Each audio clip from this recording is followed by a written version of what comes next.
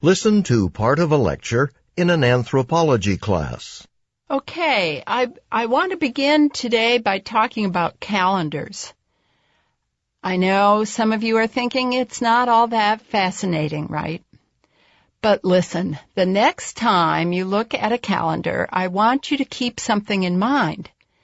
There are at least 3 natural ways of measuring the passage of time: by day, by month, and by year. And these are all pretty easy to see, right? I mean, a day is based on one rotation of Earth. A month is how long the moon takes to move around the Earth.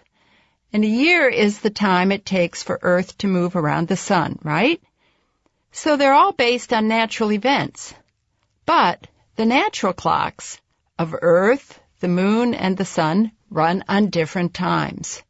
And you can't divide any one of these time periods by another one without having some messy fraction left over. I mean, one lunar month, that's the time it takes for the moon to go around Earth. 1 month is about 29 and a half days. Not really a nice round number. And 1 year is a little more than 365 days. So these are obviously numbers that don't divide into each other very neatly. And this makes it pretty difficult to create some sort of tidy calendar that really works. Not that different cultures haven't tried. Have any of you ever been to Stonehenge? No? You know that amazing circle of giant stones in England? Well, if you ever go and find yourself wondering why this culture, way back in prehistoric England, would go to so much work to construct this monumental ring of enormous stones, well, keep in mind that a lot of us think it was designed, at least partially, as a calendar, to mark when the seasons of the year begin, according to the exact day when the sun comes up from a particular direction. I have colleagues who insist it's a temple, maybe, or a tomb, but they can't deny that it was also used as a calendar, probably to help figure out, for example, when farmers should begin their planting each year. The Mayans in Central America also invented a calendar, but for a different purpose. The Mayans, especially the royalty and priests, wanted to look at long cycles of history. So the calendar they used had to be able to count far into the future as well as far into the past.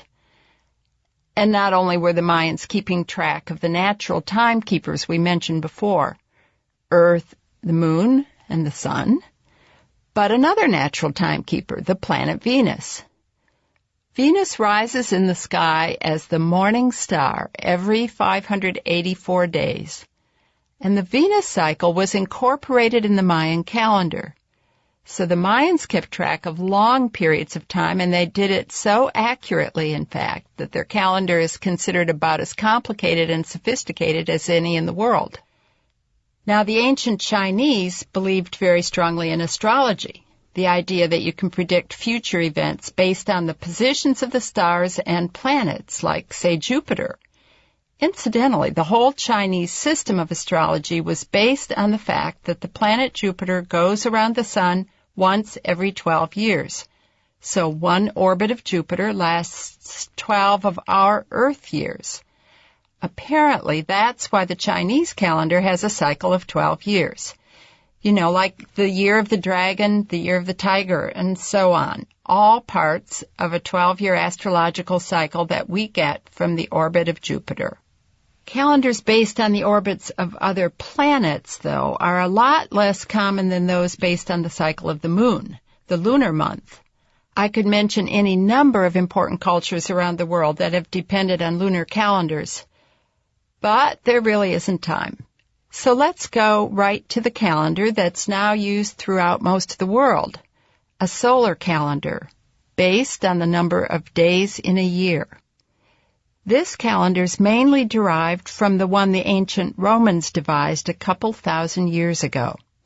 I mean, the Romans, with more than a little help from the Greeks, realized that a year actually lasts about 365 1/4 days. And so they decided to round off most years to 365 days, but make every 4th year into a leap year. I mean, somehow you have to account for that extra 1/4 of a day each year. So every 4 years, they made the calendar 1 day longer. By adding the leap year, the Romans were able to make a calendar that worked so well that with a few minor adjustments, this calendar is still widely used today.